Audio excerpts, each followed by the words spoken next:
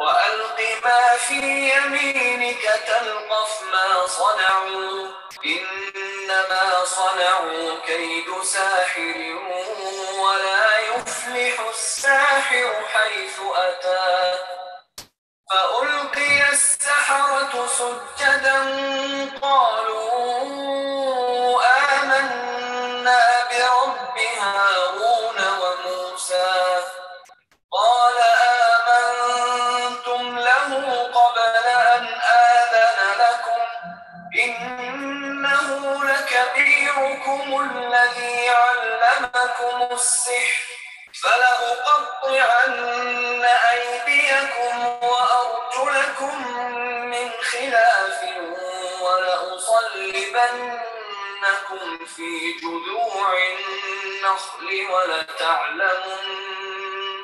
ولتعلمن أينا أشد عذابا وأبقى قالوا لن نؤثرك على ما جاءنا من البينات والذي فطرنا فاقض ما أنت قاض إنما تقضي هذه الحياة الدنيا إنا آمنا بربنا ليغفر لنا خطايانا وما أكرهتنا عليه من السحر والله خير وأبقى إنه من يأت ربه مجرما فإن له جهنم لا يموت فيها ولا يحيا ومن يأته مؤمنا قد عمل الصالحات فأولئك لهم الدرجات العلى جنات عدن تجري من تحتها الأنهار خالدين فيها وذلك جزاء من تزكى ولقد أوحينا إلى موسى أن أسر بعبادي فاضرب لهم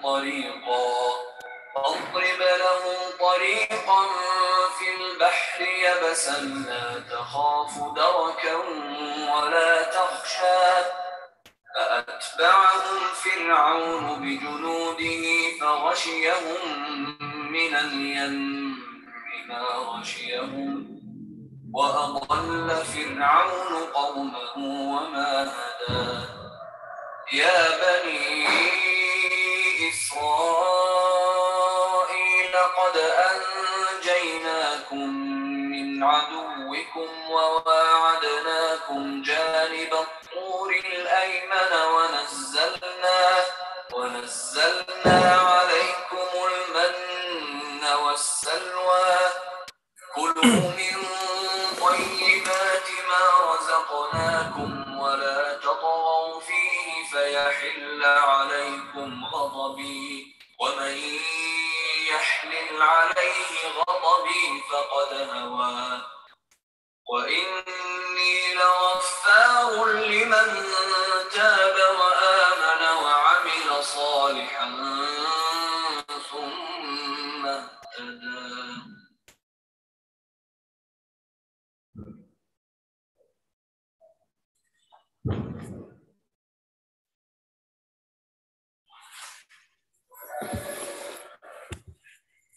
Assalamualaikum warahmatullahi wabarakatuh. Waalaikumsalam. Bismillahirrahmanirrahim. Alhamdulillahirabbil alamin wa bihi nasta'in ala umuri dunya waddin. Wassalatu wassalamu ala asrafil anbiya'i wal mursalin sayyidina wa maulana Muhammadin wa ala alihi wa ashabihi ajma'in. Asyhadu an la ilaha illallah wa asyhadu anna Muhammadar Rasulullah. Allahumma shalli ala sayyidina Muhammad wa ala alihi wa ashabihi ajma'in. Amma ba'd. Yang terhormat Ketua STPI Bina Insan Mulia Yogyakarta, Bapak Seto Adi Purwanto, SPD MPDI. Kemudian yang kami hormati pula Wakil Ketua 1 dan juga Wakil Ketua 2 STPI Binaan Mulia Yogyakarta, para Kaprodi, baik Kaprodi Piaut maupun PGMI, para dosen, karyawan, mahasiswa seluruh sivitas akademika STPI Binaan Mulia Yogyakarta, dan seluruh jamaah ngaji online, baik yang tergabung melalui YouTube maupun yang ada di ruang Zoom ini. Mudah-mudahan kita semuanya senantiasa dalam lindungan Allah Subhanahu wa Ta'ala. Pertama, marilah kita panjatkan rasa syukur kita kepada Allah Subhanahu wa Ta'ala, karena pada kesempatan pagi hari ini di bulan suci Ramadan, kita kembali bisa menyelenggarakan sebuah kajian rutin, di mana ini sudah sampai pada seri yang ke-93, yaitu ngaji online, dengan tema strategi para pemenang dalam laga kejuaraan bulan Ramadan. Mutiara kedua kitab Riyadhus Shalihin, yang nanti insya Allah akan disampaikan oleh Ustadz Dr. Ahmad Zainur Rasyid MA. Salawat dan salam semoga senantiasa tercurahkan kepada junjungan kita Nabi Agung Muhammad Sallallahu Alaihi Wasallam, kepada para keluarganya, sahabat-sahabatnya, tabi'in, tabi'un tabi'in, dan seluruh penerus perjuangannya. Mudah-mudahan kita, keluarga kita, keturunan-keturunan kita telah mendapat syafaat beliau di yaumil qiyamah. Allahumma amin. Bapak Ibu jamaah yang dirahmati Allah, pada kesempatan ngaji online kali ini, tema yang kita angkat, sebagaimana yang saya sampaikan tadi, adalah strategi para pemenang dalam laga kejuaraan bulan Ramadan. Mutiara kedua kitab Riyadhus Shalihin. Ini sangat kontekstual karena memang kali ini kita berada di tengah-tengah bulan Ramadan. Dan ini juga kelanjutan dari kajian yang dipaparkan oleh Ustadz Dr. Ahmad Zainur Rasyid MA yang sebelumnya. Sehingga ini nyambung dan nanti kita akan tunggu beliau untuk bisa memaparkan materi tersebut. Namun sebelum kita menyimak paparan materinya, tentu saya sampaikan terlebih dahulu rangkaian acaranya pada kesempatan pagi hari ini. Yang pertama adalah pembukaan, kemudian yang kedua tadarus bersama, membaca surat Al-Adiyat, kemudian dilanjutkan kajian inti sampai dengan sekitar pukul 6:45, lalu 15 menit berikutnya kita akan gunakan untuk diskusi sampai dengan pukul 7, dan nanti insya Allah sekitar pukul 7 ngaji online akan kita akhiri. Bapak Ibu jamaah yang dirahmati Allah, mari bersama-sama kita buka ngaji online ini dengan membaca suratul Fatihah. A'udzu billahi minasy syaithanir rajim. Bismillahirrahmanirrahim. Alhamdulillahi rabbil alamin. Ar-Rahmanir-Rahim. Maliki yaumiddin. Iyyaka na'budu wa iyyaka nasta'in. Ihdinas siratal mustaqim. Siratal ladzina an'amta 'alaihim ghairil maghdubi 'alaihim waladdallin. Amin. Berikutnya mari kita bertadarus surat Al-Adiyat ayat 1 sampai dengan 11. Kita awali dengan ta'awud dan basmalah. A'udzu billahi minasy syaithanir rajim. Bismillahirrahmanirrahim.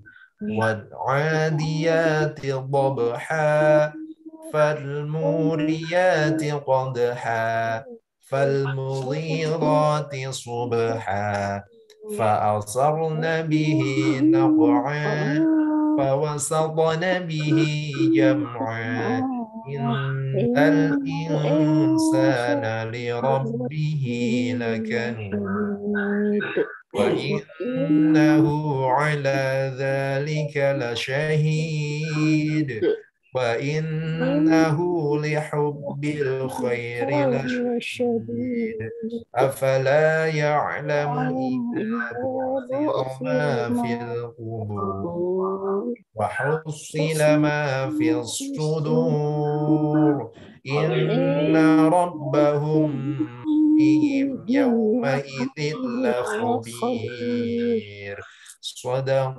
Allahul Azim. Saya akan bacakan terjemahannya. Wal 'adiyati dhabha, demi kuda perang yang berlari kencang terengah-engah. Fal muriyati qadha, dan kuda yang memercikkan bunga api dengan pukulan kuku kakinya. Fal mughirati subha, dan kuda yang menyerang dengan tiba-tiba pada waktu pagi. Fa'atharna bihi naq'a, sehingga menerbangkan debu. Fawasatna bihi jam'a, lalu menyerbu ke tengah-tengah kumpulan musuh. Innal insana lirabbihi lakanud, sungguh manusia itu sangat ingkar, tidak bersyukur kepada Tuhannya. Wa innahu ala dzalika lasyahid, dan sesungguhnya dia manusia menyaksikan, mengakui keingkarannya. Wa innahu lihubbil khairi lasyadid, dan sesungguhnya cintanya kepada harta benar-benar berlebihan. Afala ya'lamu idza bu'thira ma fil qubur, dan tidaklah dia mengetahui apabila yang di dalam kubur dikeluarkan. Wa hussila ma fis sudur, dan apa yang tersimpan di dalam dada dilahirkan. Inna rabbahum bihim yawma idzil khabir, sungguh Tuhan mereka pada hari itu maha teliti terhadap keadaan mereka. Shadaqallahul azim, maha benar Allah atas segala firman-Nya.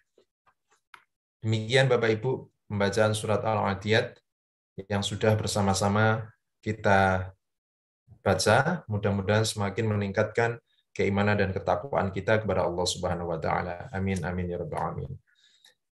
Dan mengingat Ustadz Rosyid sudah berada di tengah-tengah kita, alhamdulillah, maka untuk mempersiapkan diri, ini saya kasih prolognya sebentar, bahwa tema yang akan kita bahas, yang akan kita kaji adalah mutiara kedua kitab Riyadhus Shalihin.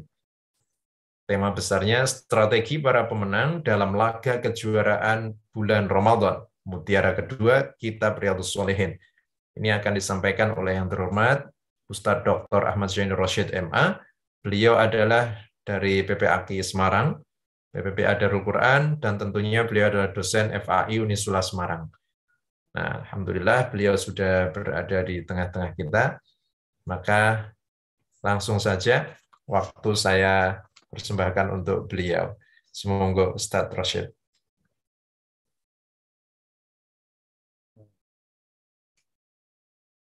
Suaranya boleh jelas. Syafi'i. Ngapunten, belum terdengar. Sudah terdengar tapi agak jauh.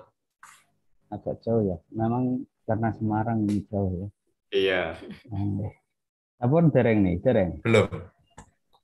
Oh iya. Sampun. Ya. Sampun dereng. Sip. Ya, baik.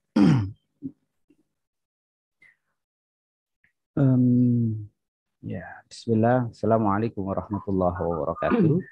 Waalaikumsalam warahmatullahi wabarakatuh. Alhamdulillah, nahmadu wa nasta'inuhu wa nastaghfiruh min shururi anfusina wa min sayyi'ati a'malina. May yahdihillahu fala mudilla lahu wa may yudlil fala hadiya lahu. Nusalli wa nusallimu ala sayyidina wa habibina wa syafiina Muhammad sallallahu alaihi wasallam alladzi turja syafa'atuhu fi yaumin la dhilla illa dhillah.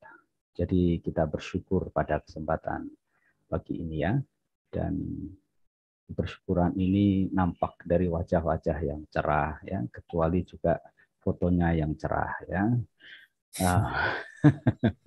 Saya justru dapat inspirasi itu dari para mahasiswa gitu ya. Jadi kalau puasa-puasa begini multitasking ya, sambil dengerin Zoom, sambil merebahkan, sambil menghabiskan ya impact dari bersahur itu dengan cara leyeh-leyeh gitu ya.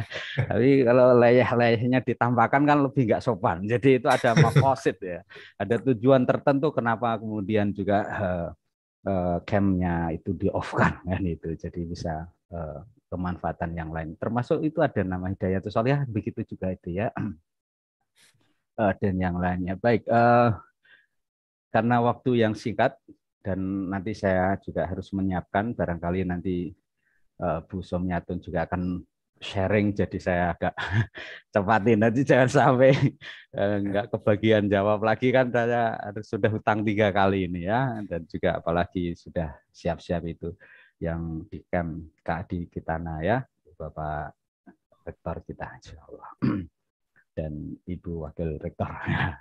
Baik, para sedulur ya, saya merasa sebagai keluarga bersama, saya bersyukur sekali karena impian saya sejak dulu itu tercapai, khususnya Ramadan gitu. Kenapa begitu? Karena saya termasuk pribadi yang tidak mau nganggur gitu. Kalau nganggur malah bingung sendiri. Tapi kalau kepadatan itu biasanya saya tak tinggal turu. Ini tadi itu kepadatan tak tinggal turu dhisik ya.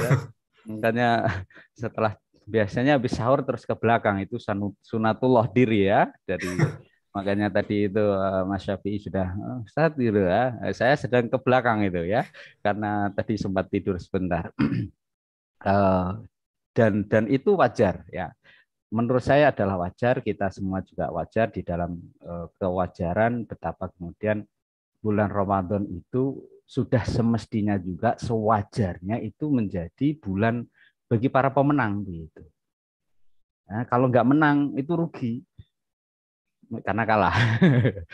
Kenapa bisa kalah? Ya karena kita malas-malasan gitu. Kenapa menjadi hebat? Salah satu yang sederhana, hukum awal itu selalu bahwa alhasil itu atau al-ajru biqadril masyaqqah itu. Jadi hasil, the result from some things itu based on our effort, our hard work gitu. Biasanya saya jarang pakai bahasa Inggris, secerai di forum STBI. Ya, jadi ketika kita ini mau mendapatkan hasil yang maksimal, udah otomatis kerja keras itu sudah satu hal yang mesti kita jalankan. Jadi hanya para pemimpi konon begitu aja, yang kemudian tidak kerja keras tapi ingin sebuah hope, harapan yang besar.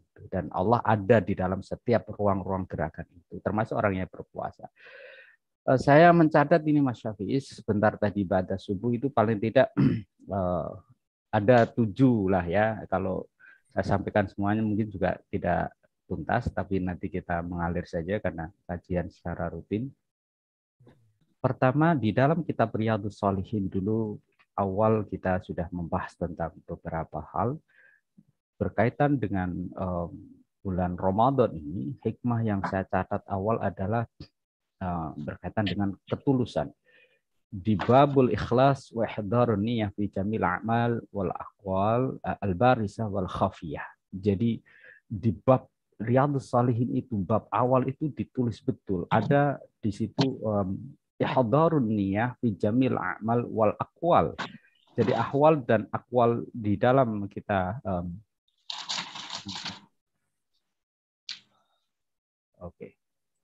ya, menjalankan aktivitas keseharian itu menjadi hal yang utama.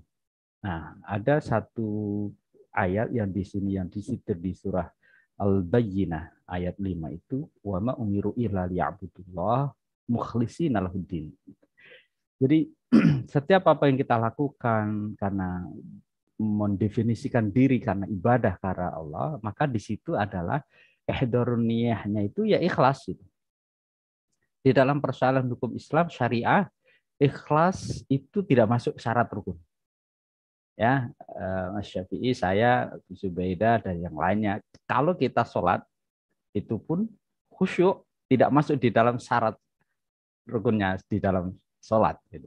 Jadi mau nyuwun sewu tidak khusyuk ya berarti menghalangi untuk tidak sholat ya? Tidak perlu. Mungkin sampai mati kita juga nggak khusyuk-khusyuk amat. Ahmad aja nggak khusyuk. Ya, bukan Ahmad Zainul Rasyid, Ahmad Syafi'i mungkin. Jadi dan itu tidak ada masalah. No worries. Tidak ada masalah. Yang penting sholat aja gitu. Ketulusan di dalam puasa juga demikian. Kita dibangun memang selama kita tidak makan dan minum, udah jalan aja gitu. Anak-anak kita juga berproses seperti itu kan, sampai nanti zuhur, bertahap asar dan seterusnya. Di dalam ayat ini ada al-bayyinah yang di situ di dalam kitab Riyadhus Shalihin. Di situ jelas dan lanjutannya adalah wa yuqimus shalah wa yutuz zakah. Orang bayar zakat itu dipaksa. Orang teratur di jalanan itu dipaksa dan memang kita dipaksa. Jadi kalau begitu gimana? Ya selama hidup kita dipaksa tidak ada masalah. Sah itu. Walaupun levelnya awal. Kalau mau yang hebat ya sudah di level yang kedua itu yang tulus. Ya, suami kerja dipaksa ya enggak apa-apa. Awalnya dipaksa sama omelannya istrinya misalnya. Wah, lanang ora gelem kerja tenanan. Iki lho anake ndang butuh sekolah macam-macam.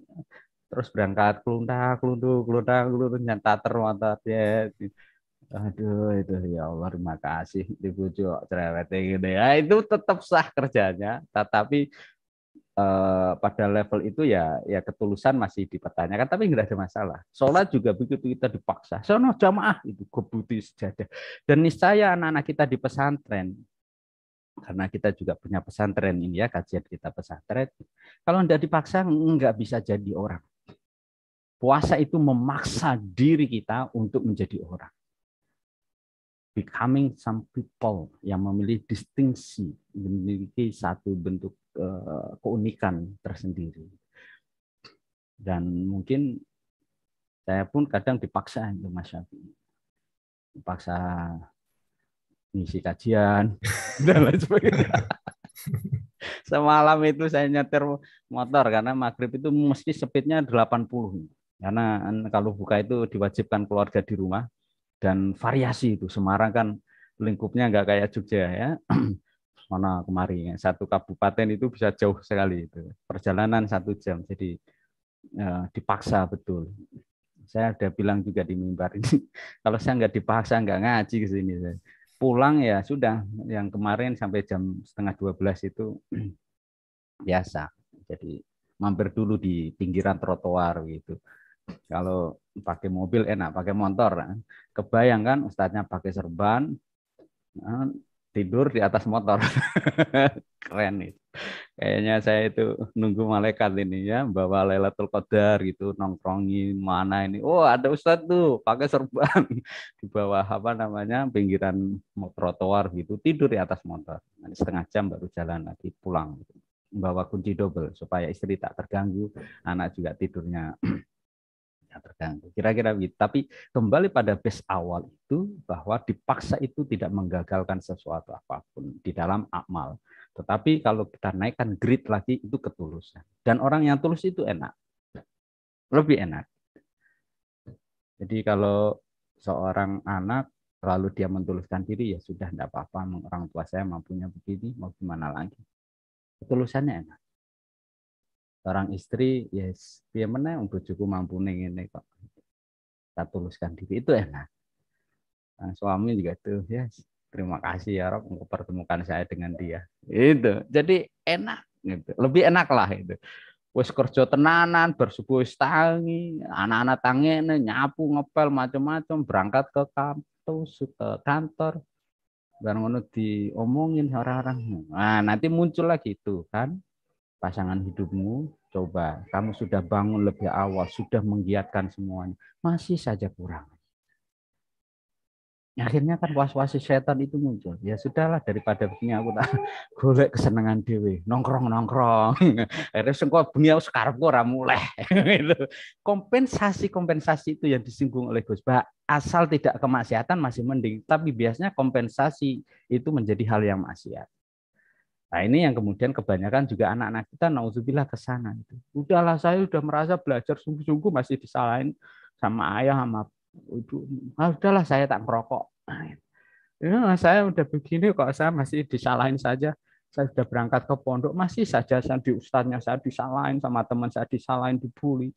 Orang tua di rumah juga saya mau cari hiburan malah diginiin, di pondok udah berat, udah. Nah, kompensasi itu terasa berat di saat kemudian ketulusannya merendah.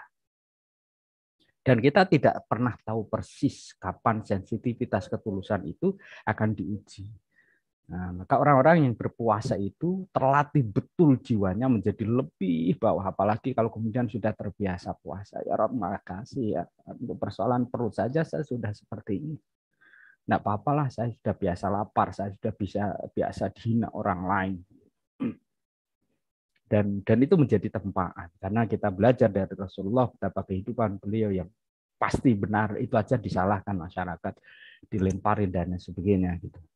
Apalagi baru menjadi ustadz kampungan gitu ya. Jadi baru jadi ustadz kampungan ya diomongin, wah saya nggak usah bilang misalnya gitu, enggak apa-apa itu. Dan belajar untuk mengatakan, andai kan engkau tahu bahwa keburukanku lebih dari apa yang engkau katakan, mungkin ini adalah karena anugerah Allah, itu menjadi terapi di dalam kedirian kita. Ya, maka kadang penting ya, tidak salah lalu diomelin orang lain itu karena Allah sayang sama kita, melatih kedirian sama kita. Di jalanan kan kadang begitu ya, di Indonesia kita ini. Sudah jalannya pelan, agak ke tengah, begitu dibelin, melotot. Itu sering itu. Ya, kalau hal yang lain itu orang yang hutang. Sudah hutang, telat bayar, ditagih marah-marah. Memang apaan kamu? Oh, tetangga. Misalnya gitu ya. Itu sering karena salah kaprah di dalam berinteraksi sosial. Jadi penting memang kita menyediakan hal-hal yang sangat sakit gitu. Kalau saya mengutip beberapa ungkapan, yaitu nggak apa-apa kamu pernah sakit sekali dalam hidup. Nanti kehidupan selanjutnya itu akan lebih terasa tidak sakit. Karena yang sakit saja itu sudah telah terasa. Kalau engkau biasa dengan puasa, maka di saat engkau pun ada kekurangan di rumah tangga, engkau sudah terbiasa. Karena puasa itu lalu di situ melatih betul tadi itu ahwal wa amal ya, al-bariza al-khafiyah itu muncul, dan di situ adalah manajemen qalbu yang indah di situ. Itu pertama ya, catatan dari. Tapi ini kok hampa ya. Saya ingin nunjukin yang kedua dulu ya. Nyun sewu ini Pak Rektor dan Bu Wakil Rektor dan juga sedulur di STPI. Saya ini catatannya awal, tapi saya ingin kita ke gambar ini dulu. Ya, sistem pencernaan kita yang luar biasa. Mungkin di kajian sebelumnya sudah ada Pak Dokter dan sebagainya yang menjelaskan. Tapi just imagination betapa kemudian kita ini tanpa sadar menzolimi tubuh kita sendiri, gitu ya. Tubuh yang lalu ya hampir kalau kemudian kita hitung, saya sendiri misalnya, for example, saya bangun jam 3.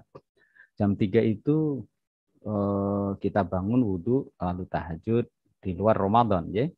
Lalu mesti kita minum air hangat dan ada karbohidrat. Di situ menulis subuh, jamaah, nanti baca Quran dan seterusnya. Pagi mesti sudah makan. Jam 7, setengah 8 sudah diisi lagi. Nanti misalnya siang agak jam 10-an di kampus. Nah, biasanya ada teman-teman itu ada namanya kalau di Nisula di Eva itu ada meja ikhlas. Meja apa? Ikhlas atau meja sedekah itu lupa saya. Itu makanan apapun dosen-dosen itu kalau membawa dari rumah dan nentengin pisang taruh di situ, nentengin roti taruh di situ, dan siapapun boleh ngambil. Dan biasanya OB yang paling banyak. Enggak, maksudnya terakhir. Ya, karena di situ dosen itu kadang jaimnya kan tinggi ya. Padahal pinginnya ya podo aja nih mangan dan terusnya itu. Jadi di situ ada meja ketulusan tahap itu.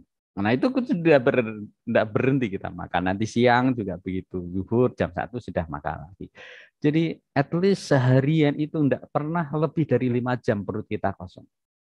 Artinya reproduksi yang terjadi di dalam proses dari mulut sampai kemudian terakhir pembuangan itu tidak pernah berhenti. Dan kita puasa ini kan sudah mulai agak kosong 5. Biasanya kalau 5 itu di awal memang kita agak lemes dan sebagainya. Maka kalau mau bergerak di sini ya olahraga yang ringan itu mesti kita gerakin. Dan penyakit yang bawaan ya, bawaannya para kita ini, saya terutama itu mogi ya, males gerak itu apa namanya mager itu sering terjadi itu. Nah, maka harus disiasatin itu. Di kampus mungkin Mas Yafi ya, nanti mumpung ada Pak Rektor. Ya mungkin dikasih inilah metik apa itu ya untuk bergerak. Semacam alat fitness sederhana itu, barbel dari semen dibuatin. Oh, kita mesti gerak itu. Nah, dan alhamdulillah saya Ramadan ini lebih fresh itu. Ya, karena dipaksa lagi itu. Begitu mau istirahat tukangnya manggil, "Pak, semen ente." Gerak lagi. Was, ngangkat semen, ngangkat narik besi itu. Jadi alhamdulillah lah gitu. Malam nggak berhenti, pagi ya kira-kira begitulah. Ya. Nah, ini fisikal. Dan hikmah yang kedua yang saya dicatat, siapa menunjukkan kebaikan, maka baginya juga mendapatkan pahala kebaikan. Saya catatkan di sini ya ada ungkapan mandalla ala khairin falahu mislu ajri fa'ilihi. Jadi siapa yang menunjukkan kepada kebaikan, falahu mislu ajri fa'ilihi. Jadi menunjukkan kebaikan itu dia mendapatkan pahala yang sama. Dan di sini keunggulan kita sebagai pengajar. Jadi kalau Bu Zubaidah ya Bu. Nggih, Mas. Oh nggih, alhamdulillah sehat selalu Ibu. Oh, fresh kelihatannya. Fotonya fresh sekali ya Bu. Asline mbuh. Bu, suaranya ini bahagia ini. Mesti sahurnya banyak ini. Ngaji tidur itu. Malah ini bisa ini. Kayaknya ini tadi ada oseng kangkung ya, Ma ini. Iya, saya itu kesukaannya kangkung karena cepat dan seger ya. Nah, dulu saya terinspirasi kalau di Jogja Jalan Kaliurang itu utaranya itu ada yang pinter ngoseng kangkung itu. Jadi kangkungnya udah mateng tapi masih hijau dan kayak masih ini, lupa saya tempat warungnya apa itu. Mbak Hida bisa itu. Oh iya bisa, ngelonyom juga bisa Bu. Oh kalau kira apa-apa ya, nanti biar semangat belajarnya lebih tinggi. Tapi saya minimal udah dimasakin itu udah senang sekali ya. Saking senengnya lupa untuk memakannya itu. Ini dipajang gitu. Ya, alhamdulillah. Tadi ya lagi nggak dengar Bu, alhamdulillah ya. Iya, nanti di searching lagi di YouTube ya. Mandala ala khairin itu kebaikan. Jadi kayak Bu Zubaidah. Ini pahalanya itu multi level, kebaikannya udah beribu, udah berjuta-juta. Karena di belakangnya para pengajar-pengajar di guru TK dan lain sebagainya itu sudah banyak sekali. Nah ini menjadi satu tempaan gitu, dan saya sering ngomong juga sama tadi itu ya pasangan hidup itu, udahlah nggak usah terlalu ngiri sama pengusaha-pengusaha. Ya, jadi kalau kemudian apa namanya nyuwun sewu gitu, tidak tanpa bermaksud komparatif, tapi saya sering mengungkapkan untuk diri saya sendiri ketika asik ya gitu. Sana dan lain sebagainya, udahlah gitu. Kalau promotor dulu memotivasi Rashid, ya kita ini pengabdi ilmu, kita ini abdinya ilmu. Jangan terlalu jealous dengan yang memang ikhtiar mereka lebih banyak di dunia usaha secara tanda petik material.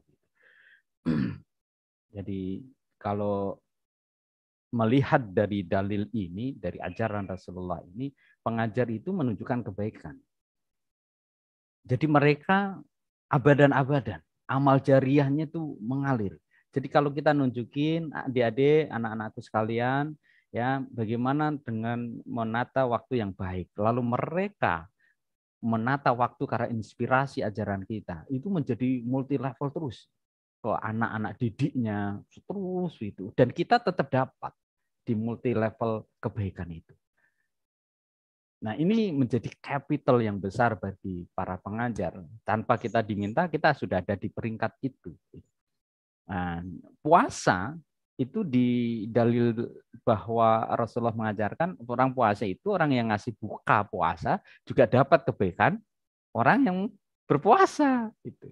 Jadi ngasih buka itu menarik. Jadi kalau kita puasanya kurang sempurna, salah satu cara strategi yang kita jalankan adalah ngasih buka orang-orang yang kira-kira puasanya itu cakep-cakep. Ya, jadi Mas Syafi'i datang ke kiai ke kos-kos itu ya. Ini kiai nyun sewu, ini ada buka. Malaikat yang guya-guya mesti carane ben posone untuk poso kiai-kiai itu.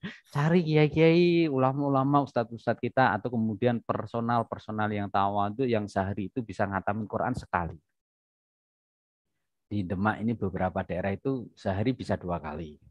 Jadi memang Ramadan itu ya khassata li qiraatil Quran wa tahfidzil Quran. Sebagaimana kalau kemudian kita melihat betapa Rasulullah itu di bulan Ramadan itu tadarus Quran, ya, itu tahsinil Quran ila Jibril alaihissalam. Ngeri ya Mas Syafi. Nah, kita terus kami siapa itu. Kadang saya itu penyakitnya juga kadang muncul yang seperti itu. Jadi ketika ngaji dulu sama Yai di pondok, di Mbah Mun atau kemudian di Yai Sahal dulu sering diguyonin dan dikritik halus gitu. Anak-anak nanti kalau jadi kiai jangan lupa seperti saya ini biasanya kiai-kiai kita juga ngumpul bulan Ramadan. Ya walaupun sudah jadi kiai itu ya nanti ngaji sama kiai-kiai sepuh di bulan Ramadan. Kadang baru jadi ustadz kampung tadi aja bawaannya ada pengajian. Harus tahu. Jadi zikirah atau curiosity, how we upgrade ourselves, how to learn indeed dan berkeseterusan itu kadang muncul. Dosen melu seminar nyun sewu. Dosennya yang ngisi seminar lah kan gitu. Jadi updating itu sendiri mestinya kemudian ada proses yang growing up yang selalu berkembang itu. Sehingga ini menjadi spirit di dalam bulan Ramadan. Orang-orang yang tersemangati itu strateginya selalu memberai. Yang seperti ini malam Lailatul Qadar atau kemudian nuzulul Quran ini kan sudah mulai ngisi itu. Saya kadang berpikir begini, ini jamaah hebat-hebat juga ini. Hebatnya karena dia terima gitu. Terima dengan materi para ustadz-ustadznya yang podo yang kawin biyen ngasih saiki podo. Jadi ini menjadi soal sesungguhnya karena refleksinya kurang dari dulu kan, termasuk penyakit saya katakan penyakit itu ya apa namanya baiknya diobatin gitu. Jadi khutbah itu bisa jadi satu naskah diulang-ulang di banyak masjid. Ini nyuwun sewu ya para khutbater ini karena kita sama nasibnya sama. Ini ya bukan efisiensi dan efektivitas tapi jamaah kita itu loh kok yang terima. Berarti kita mensukseskan ya keimanan dan qanaahnya para jamaah. Itu ittaqullah, takwa itu ya diulas itu aja. Makanya saya acungi jempol itu begitu ittaqullah haqqa tuqati itu sudah mulai khusyuk, dia mulai merendah, kepalanya merendah sekali. Ya, maaf ini ibu-ibu ya kalau khutbah Jumat itu hasil observasi kita itu mesti ya 3 menit awal itu angsitu wasma'u itu mendengarkan itu. Begitu usikum wa nafsi bitaqwallah. Takwa itu kan merunduk mulai gitu. Apalagi yang nyuwun sewu sambil baca teks itu. Nah, itu kalau di sindiran Gusmus ya bukan salah jamaah karena ditinggal membaca oleh khutbah di atas mimbar itu. Itu karena ngono sampai akhir ya khotibnya nggak tahu itu kalau jamaahnya majority 80%, 80% pada tidur. Ya mungkin baiknya sang khutbah ya husnudon bahwa jamaah itu capek sekali itu di waktu Jumatan. Yang aneh kan habis Jumatan ya seger-seger kabeh. Ya, jadi saya ini hanya menyampaikan apa yang tadi refleksi ya karena Mas Syafi'i kan itu tadi mengajak, kalau ini bukan memaksa, mengajak saya untuk menyediakan waktu berefleksi terhadap satu proses Ramadan itu diantaranya adalah mengajak kebaikan dan bagaimana juga ngasih buka orang yang berpuasa di situ. dan sedulur semuanya yang ada di Zoom ini, itu saya yakin amal jariahnya sangat bagus lah, sehingga nggak terlalu khawatir kalau masih kurang ya. Insya Allah lah ahli-ahli surga itu ya. Tapi insya Allah lah masuk surga semuanya, karena ya termasuk ahli surga gitu. Persoalan mampir neraka itu kan ya, ya memang sarannya surga kan harus bersih ya, dicelup dulu di neraka kan, jadi beda-beda lah. Nanti buzu mungkin dicelup dulu 3 tahun, terus masuk surga selamanya itu. Mas Syafi'i mungkin agak lebih lama lah. Alhamdulillah. Ya itu, godeli ini itu ya. Kalau enggak ya pepetin aja itu Pak Rektor ya kan. Kayaknya itu cepet itu, setahun wis mentas ya gitu. Oh, no ditarik deh lu, kurang iki. Ditarik lagi gitu. Ya, yang penting masuk surga lah insyaallah itu. Amin. Nah, Bu nggih, jenengan 3 tahun mawon gitu nek kula. Boten lah. D3 ya Mas ya. D3 nggih. Oke, nek kula nek S3 kok malah suwi ya. Jadi ini hikmah yang kedua ya, hikmah yang kedua juga merefleksikan betapa siapa memberi buka orang yang berbaik di dalam puasanya, insya Allah juga sama. Yang ketiga, ini nanti biar bisa dialog lebih lama juga, ada kepedulian sosial tinggi. Jadi kita Riyadhus Shalihin di sini disitir atau disinggungan dengan di surah Ali Imran. Ya, jadi di halaman yang ke-6 itu disebutkan ada satu ungkapan yang menarik, kul untuk ma fi sudurikum wa tubduhu ya'lamullah. Lalu di situ juga ada lantana lebih hatta tunfiqu mimma tuhibbun. Nah, saya sebutkan di sini. Ya.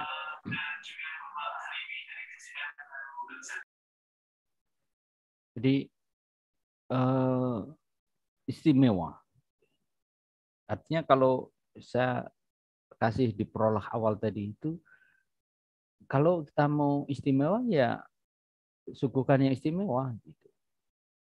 Kalau di sini syahrul Ramadan alladzi unzila fil Qur'an hudal linnasi wa bayyinatin minal huda wal furqan. Ya kalau istimewa sekarang maksimalkan di dalam refleksi Al-Qur'an. Mumpung Ramadan. Ya. Kalau saya sendiri ini tantangan karena di bulan Ramadan ini harus ngatur jadwal itu melihat HP. Begitu lihat HP ya, terus nonton WA liane. Nah, itu penyakit yang selanjutnya itu. Makanya betul itu waktu nulis disertasi itu saya diminta lepas dari handphone dan saya tidak bisa karena harus tadi melayani konselingan dan sebagainya. Kalau kita lihat dari sini, coba ini ya bulan Ramadan ini.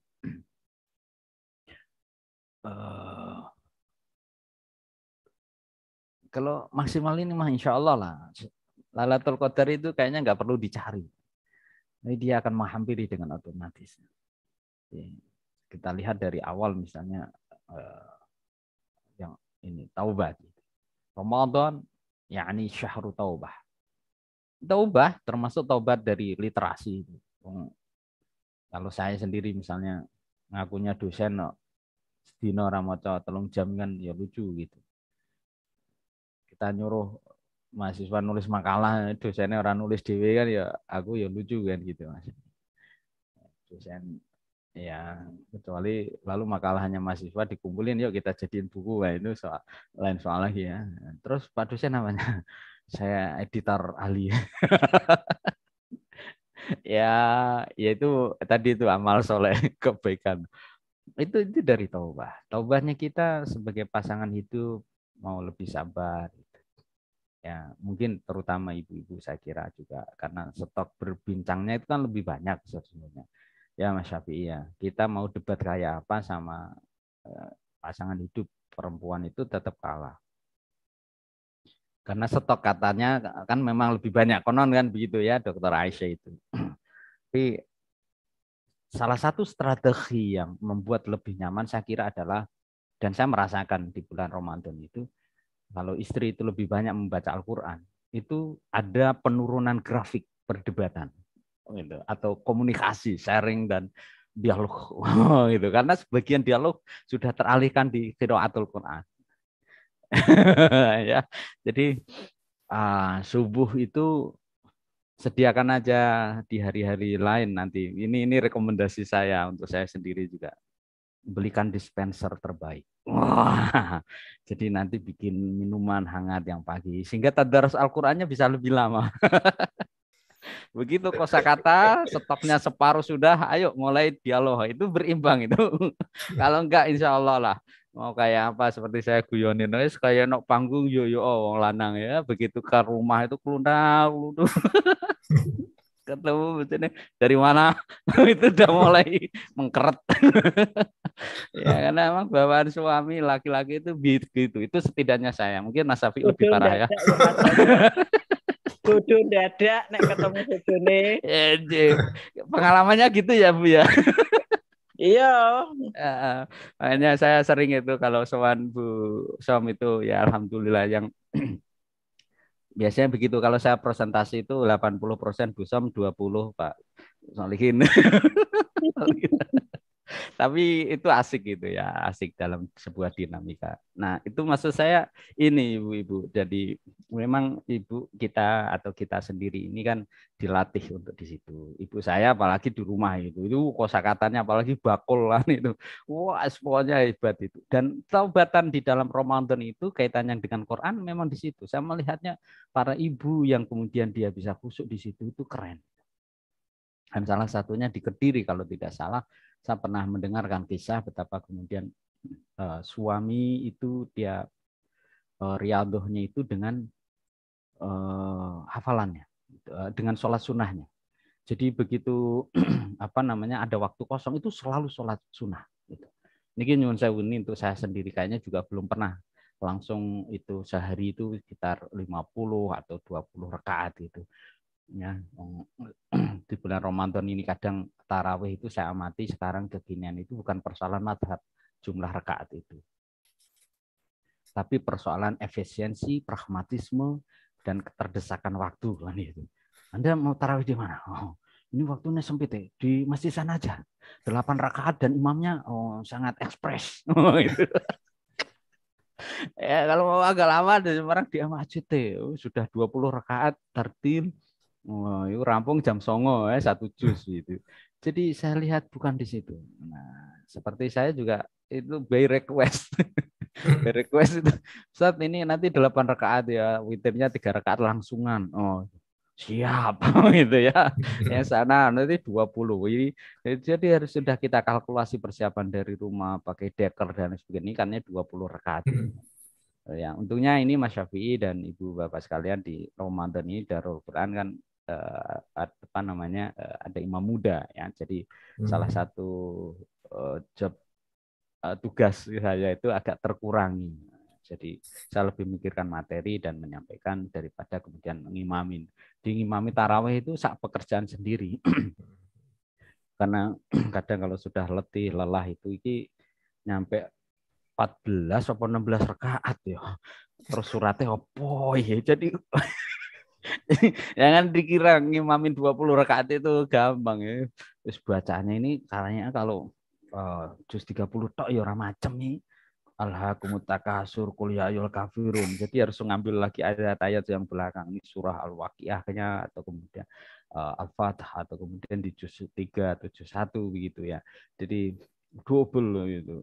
Nah sekarang ini sudah diimamin adik-adik yang dari pesantren yang tahfidnya sudah minimal 8 lah sampai 28 memang belum kamilan mungkin 30 juz dan itu meringankan yang seperti saya karena kemudian satu itu yang kedua kalau telat datang isya itu ya enak gitu sudah ada yang imamin karena jaraknya yang jauh. Baik, that's the point. The next saya kira Bapak Ibu sekalian ya sedulur semuanya dari yang kita refleksikan tadi itu adalah tentang ya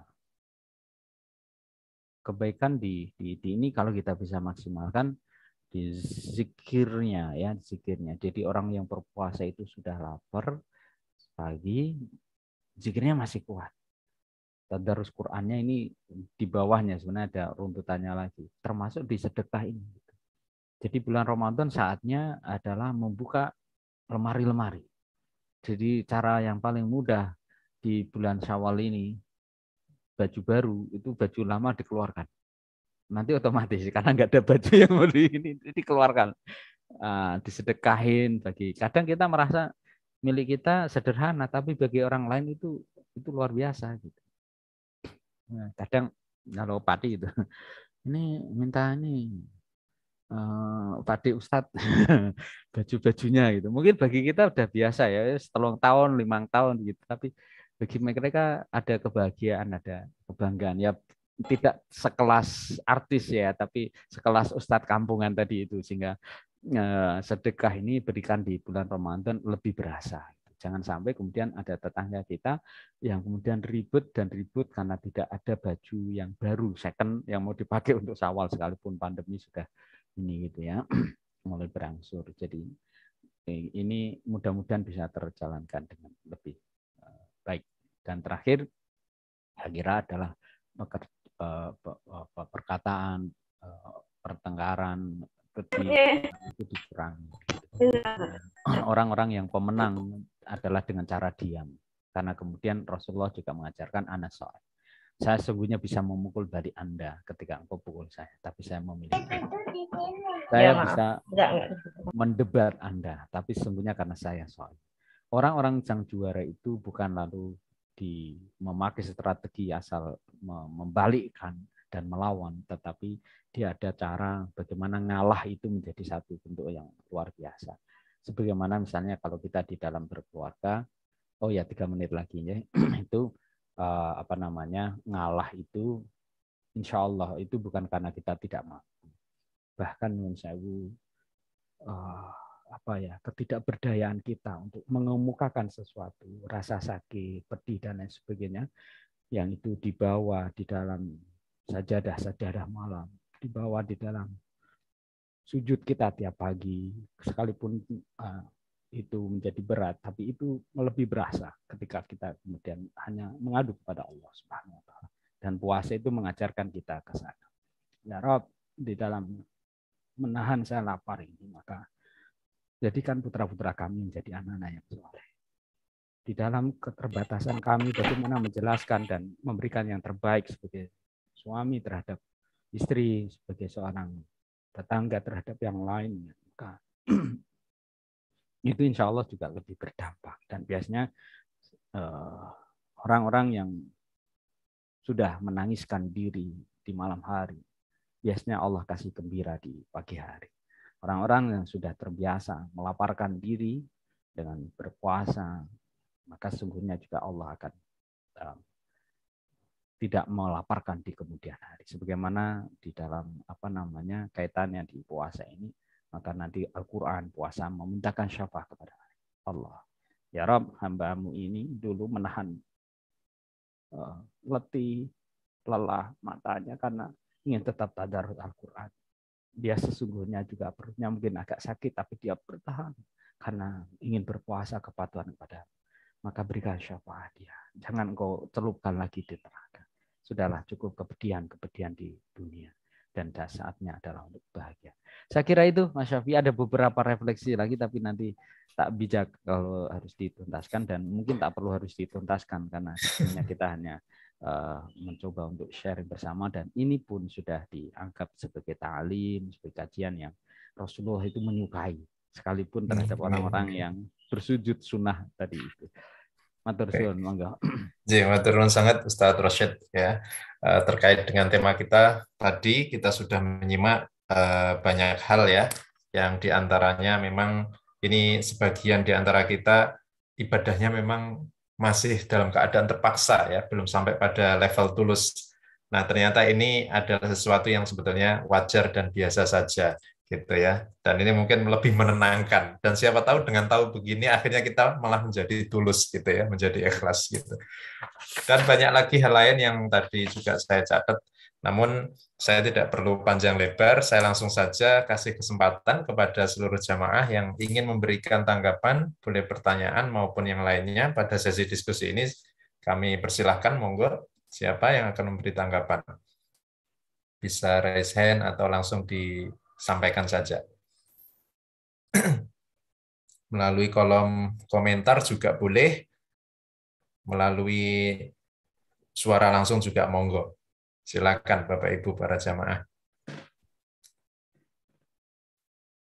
Adakah? Atau sudah jelas semuanya? Kebanyakan sahur. Kebanyakan sahur. Nek enggak sahur lemes, kebanyakan sahur lemes. Jadi, Pokoknya serba lemes ini puasa ini. Kalau kangkung ya. kalau kangkung masih mending bakaran terong ya. Ya, mungkin saya ya.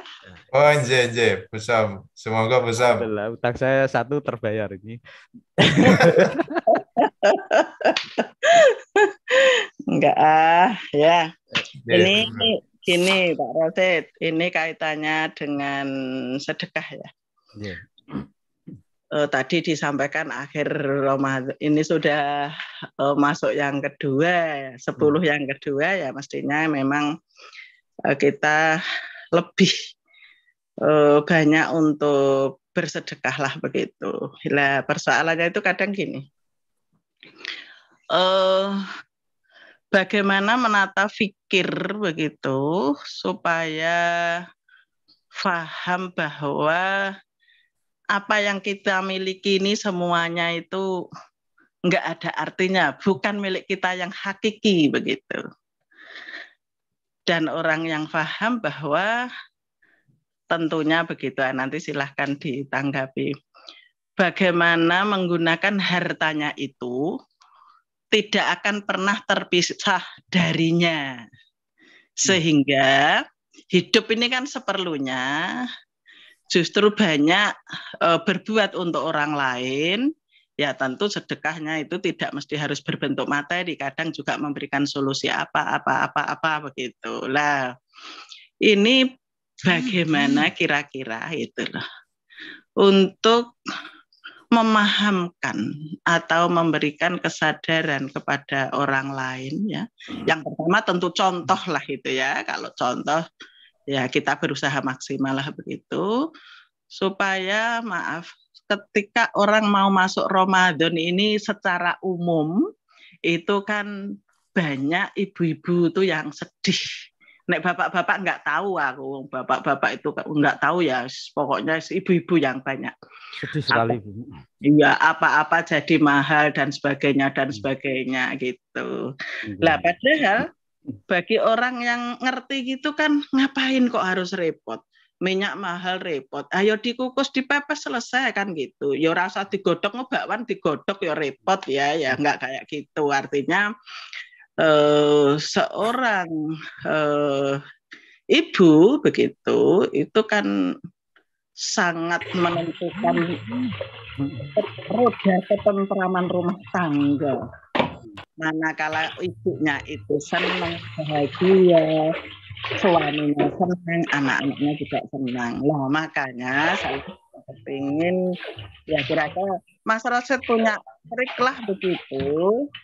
Karena kebetulan ini nanti tanggal 19 ini ya kurang lebih ya hampir 200 lah mungkin banyak pengajian yang sedangkan kami juga bukan kami untuk menulis itu supaya orang itu udah dibilang banyak keluhan tapi ya susah banyak bersedekah karena itu akan menjadi milik kita yang hakiki. Tapi ya itu mungkin ada trik jenengan ya dengan kata-kata apa atau gimana supaya ya apa ya udah dicontohi gitu toh. Tapi itu bablas baik gitu loh. Nah ini monggo barangkali Mas. Oke. untuk Baik. memudahkan orang sadar. Matur Oke, suwun. matur nuwun Bu Som atas tanggapannya terkait dengan sedekah tadi nih ya, bahwa memang apa yang kita miliki itu hanya titipan, sehingga titipan ini baiknya supaya memberikan dampak keutamaan yang besar tentu harus di apa sebagian disedekahkan dan seterusnya. Tapi kebanyakan nggak sadar tentang itu. Bagaimana menyadarkan mereka? Apalagi sekarang belakangan ini mahal, apa-apa mahal ya. Ibu yang tahu persis mengenai itu. Nah, ini nanti bagaimana. Terus kemudian ini ada di kolom chat, mungkin nanti bisa sekalian ditanggapi. Ada pertanyaan dari Bu Mu'alifah. Assalamualaikum Pak Rosyid, bagaimana Ya, sikap kita jika ada orang non-Muslim yang ingin memberi kita untuk buka puasa? Bolehkah kita terima? Terima kasih. ya. Mungkin dua ini dulu saja, Ustadz Rosyid, karena waktunya Ya, terbatas. yang terakhir dulu ya. Oh, iya. Enggak usah diterima. Kurang enak. Enggak, kalau enak kita terima. Enggak, kalau itu pragmatis. Artinya boleh, enggak ada masalah. Asal halal ya. Asal halal. Dan warung itu memang baiknya cari yang halal juga gitu. Karena kecuali halal itu darurah. Itu pun kita biasanya di negara maju hati-hati sekali. Nah, kita bisa mengecek dari ingredientnya. Kalau di tetangga saya kebetulan juga ada Bapak Kepala Pendeta ini di Jawa Tengah. Beliau juga sangat bagus sekali, tapi beliau juga sangat paham ya Muslim gitu, sehingga kalau mau ngasih kita ya sudah dipastikan beliau beli dari penggilingan atau pemotongan yang Islam dan seterusnya. Mereka sangat understanding about our condition. Jadi apakah boleh? Sangat boleh. Kalau udah boleh, wah Nabi mati saat itu. Maksudnya, tonggo-tonggone paman-pamannya ya durung Muslim kan begitu. Nah, itu dalam konteks itu bahkan lebih jauh ya nyuwun sewu, kita boleh menerima wakaf dari non muslim dan itu dilakukan oleh Rasulullah, menerima tanah wakaf dari ahlul kitab saat itu. Ya. Dan boleh bahkan nyuwun sewu bukan hanya untuk buka, masjid menerima hibah dari non muslim boleh. Nah, saya kutip ini dari kata Pak ini mantan Menteri Agama dulu almarhum. Ya. Beliau bahkan mengatakan gini di debat oleh para kiai-kiai di Jawa Timur, kemana itu kiai itu membolehkan untuk itu walau karena libina il masjid itu Jawa ya boleh nek ora isin lewang masjid nggo salat muslim hasil dari hibah non muslim itu setiap kebaikan sujud kita dimakan mereka kan kira-kira begitu ya. Dan ngasih buka kalau itu penerimaan boleh juga dibuka, kita juga ngasih orang non muslim cakep gitu. Jadi jangan hanya yang puasa saja. Tetangga kita yang nyun sewu, walaupun nyun sewu sekali itu. Kadang kok ora pantes ya orang non muslim kok kere. Itu kan kita ora pantes. Nah, muslim ora kere. Kadang itu sindrom itu masuk sendiri walaupun itu harus dikikis kan gitu. Nah, sehingga jawaban singkatnya boleh. Nah, ke yang selanjutnya ini biar lebih leluasa ya, Bu Sam ya. Kita balik dari yang kasar dulu. Saya biasanya begini, kalau di komunitas-komunitas yang nyun sewu agak ini, ya sudahlah, nggak apa-apa, nggak usah dibayar zakatnya. Tunggu aja rumahnya hangus, tunggu aja kecelakaan mobil, karena nggak bayar zakat nih, gitu. Jadi refleksi-refleksi itu dibalik. Biasanya Allah hadir itu dengan cara halus. Sebelum Allah datang menggoda, mengguyonin kita untuk kita lalu lebih bersedekah gitu. Maka ya sadarkan diri dan kadang ada yang lalu Allah seakan hadirkan melalui orang tertentu yang hadir di rumah tapi kita nggak nyadar. Apa Thomas bawa map kayak begini. Kita kebutuhannya itu mahal, rego minyak lu saiki selawe apa ora paham sampean tempe dadi cilik kok niki. Kangkung lho ya sak gendel saiki 4.000. Jadi orang kerasane sing amplop barang-barang kabeh dirasani. Nah, itu karena di-impact dari kekesalan diri alam bawah sadar itu. Secara tidak langsung mungkin kita berusaha bahwa apa yang kita miliki kan saat derma tadi itu. Nah, tidak mudah memang untuk memahamkan termasuk sahabat itu ketika Umar bin Khattab merasa kurang saja amal kebaikan. Dengan wajah yang bahagia, separuh harta saya kasihkan untuk jihad fisabilillah ya Rasul. Abu Bakar ditanya, kamu apa? Ya sudah seluruh harta saya ya Rasulullah. Karena apa arti kemudian dunia seisinya ini? Karena sebentar lagi kita akan kembali di sana. Dunia kal mayyit. Dunia ini ya kayak bangkai kehidupan yang kita akan menjadi tinggalkan semuanya. Ya saya enggak tahu ya Mas Syafi'i, tapi saya sudah bilang juga sama istri dan juga anak-anak. Bahkan kemarin si kecil itu di pondok itu kan nabung gitu. Saya bilang nggak usah nabung, yang penting kamu hafalan aja, fokus. Loh, tapi saya nanti ingin modal. Udah modal itu urusan orang tua. Pokoknya kamu ngapalin dengan baik, mondok dengan baik, ta'zim sama ustadz-ustadznya, that's enough. Tapi nggak usah. Kalau kamu mau tahu, itu ada tanah pekarangan di Pati, saya bilang gitu. Ini sudah diturunkan ke Abi, nunggu. Tapi itu masih bagi hasil orang tua. Tapi nanti nunggu setahun lagi kamu punya KTP, balik nama atas namamu. Artinya apa? Aku atas nama kamu. Rumah ini kalau mau atas nama. Dan itu saya sampai ditanya sama istri, kok sampai begitu? Iya, enggak masalah. Saya melihat dulu Yai Nafi itu putranya Mbah Abdullah itu ketika nemuin kami santri-santri. Loh, Yai itu mobilnya Pak baru. Enggak kok. Loh, Yai itu pekarangan. Enggak, itu milik istri. Atas nama istri. Terus kok gitu ya? Ya saya akan lebih ringan. Memang beliau guru Torikoh. Nanti kalau ditanya malaikat kan ringan. Mana dulu mobilmu kamu akan? Maaf, ini bukan mobil saya. Ini mobil istri saya. Ini rumah maksudnya itu. Nah, mungkin tidak se ekstrim itu, tetapi saya sih merasa lebih plong gitu. Lebih merasa tenang karena kemudian kita sadar memakai di dalam kehidupan ini. Termasuk tadi Bisom, saya melihat betapa kemudian ada ungkapan yang menarik itu juga, jangan pernah engkau ingin tanganmu kering ketika engkau sudah menyediakan. Setiap ada tangan yang minta, dia tidak kembali dengan tangan kosong. Artinya apa? Sekalipun Pak Ogah di jalanan itu, kalau bisa mereka ini jangan sampai mereka kosong.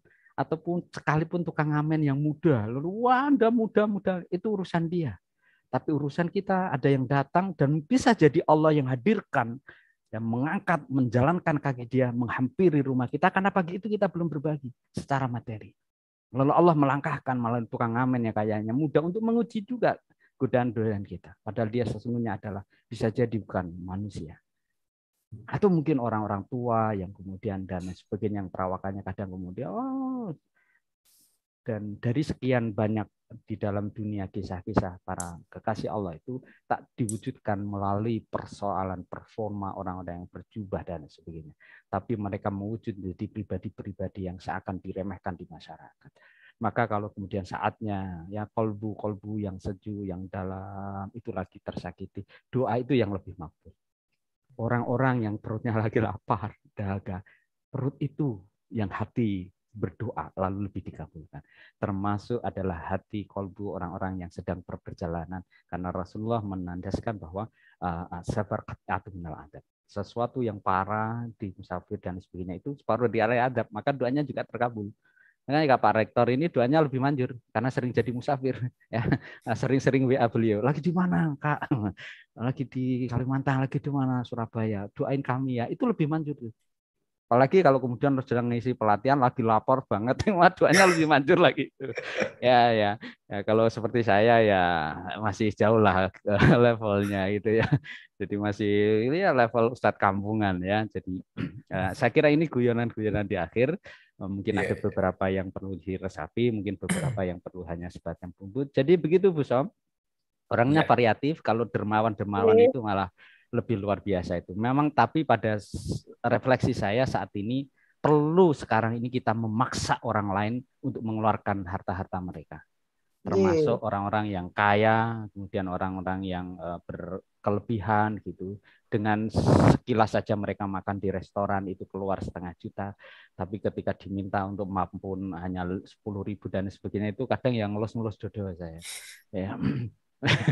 Jadi anak-anak itu juga seringkali kamu loh beli data aja begitu mudah, masa beli untuk berbagi wakaf aja nggak apa-apa, kamu kumpulin tiap bulan ya 10.000, nanti kamu pas wisuda itu sudah terkumpul 2 juta, kamu wakafin itu. Wujudnya macam-macam, wakaf buku, wakaf tunai, ya titipin sekarang banyak gitu. Jadi jangan sampai kemudian uang itu habis masuk ke perut, habis itu kemudian tertanam di bumi melalui kotoran, ya mendingan kemudian kotoran itu adalah zakatnya yang itu, dan wakaf itu bisa sangat mudah sekali. Mungkin nanti dari STPI bisa menginspirasi, ada kotak wakaf itu yang diletakkan uang saku. Nanti tagline-nya adalah recehan saku kuliah menjadi wakaf abadi. Itu kan keren-keren itu. Tapi itu memang perlu, dan tidak bahwa wakaf itu orang yang punya tanah diwakafin masjid, itu masa lalu. Masa sekarang itu wakaf isu simple, orang berbagi itu begitu mudah dengan menegakkan berkot itu sudah berwakaf, berkot itu sudah bisa berbagi. Dan Ramadan saya kira menjadi keberkahan lebih karena kita berbuat lebih juga di bulan suci. Makaten matur suwun. Jih, matur nuwun sangat Ustadz Rashid, banyak menginspirasi pada kesempatan pagi hari ini di ngaji online yang ke-93. Mudah-mudahan menjadi amal jariah Ustadz Rashid sekeluarga, dan kita semuanya bisa menerapkan apa yang tadi sudah beliau sampaikan. La haula wala quwata illa billah. Baik Bapak Ibu jamaah ngaji online yang dirahmati Allah, kita sudah ada di penghujung acara, maka tidak bijak kalau masih dilanjutkan. Langsung saja kita tutup ngaji online ini dengan membaca doa kafaratul majelis, dilanjut dengan hamdalah. Subhanaka Allahumma wa bihamdika asyhadu an la ilaha illa anta astaghfiruka wa atubu ilaik. Walhamdulillahi rabbil alamin. Matur nuwun sangat nggih Ustadz Rashid atas waktu dan ilmunya, dan seluruh jamaah matur nuwun sangat. Insyaallah pekan depan atau nunggu flyernya ya, nanti kita ketemu lagi.